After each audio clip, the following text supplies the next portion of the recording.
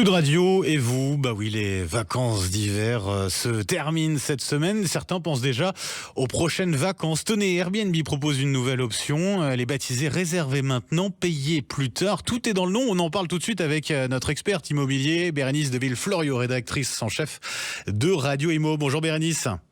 Bonjour Benjamin. Bon, concrètement déjà, comment elle fonctionne précisément cette option, Bérénice ? Alors, c'est exactement ce que son nom dit. Jusqu'à présent, quand vous réserviez un logement sur Airbnb, vous étiez débité immédiatement. Et désormais, eh bien, vous pouvez bloquer les dates de votre choix, entrer vos coordonnées bancaires, mais ne rien payer tout de suite. Le prélèvement intervient peu de temps avant la fin de la période d'annulation gratuite, donc avant l'arrivée. D'accord. Alors, et ça s'adresse à qui en priorité finalement cette option de réserver maintenant, payer plus tard ? Bah déjà, à tous les voyageurs qui ont un budget un peu serré, quand on a déjà payé les billets de train ou d'avion, sortir 800 ou 1000 euros d'un coup pour un logement, c'est parfois compliqué.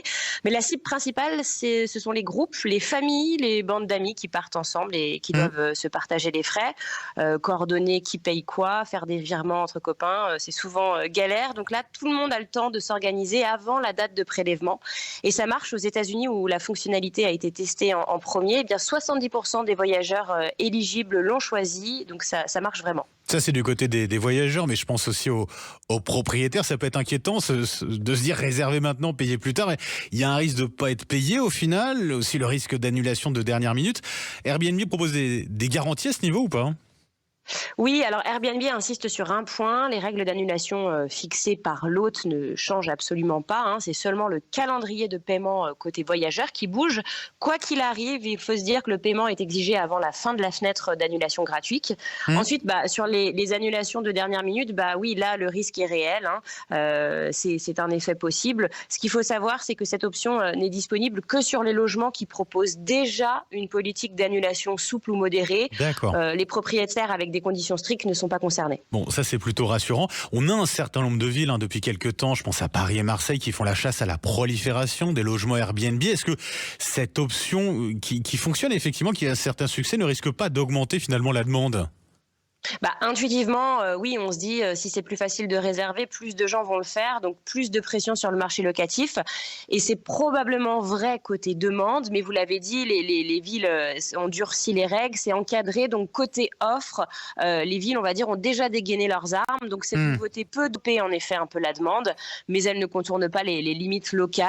Si une annonce n'est pas en règle, c'est pas payer plus tard qui la rendra légale. Et j'avais une question, Bérénice, alors c'est pratico-pratique, mais il y a une concurrence qui est très rude sur le marché de la location saisonnière. Je pense à Booking.com, à Britel, Le Bon Coin Vacances, Gîtes de France également.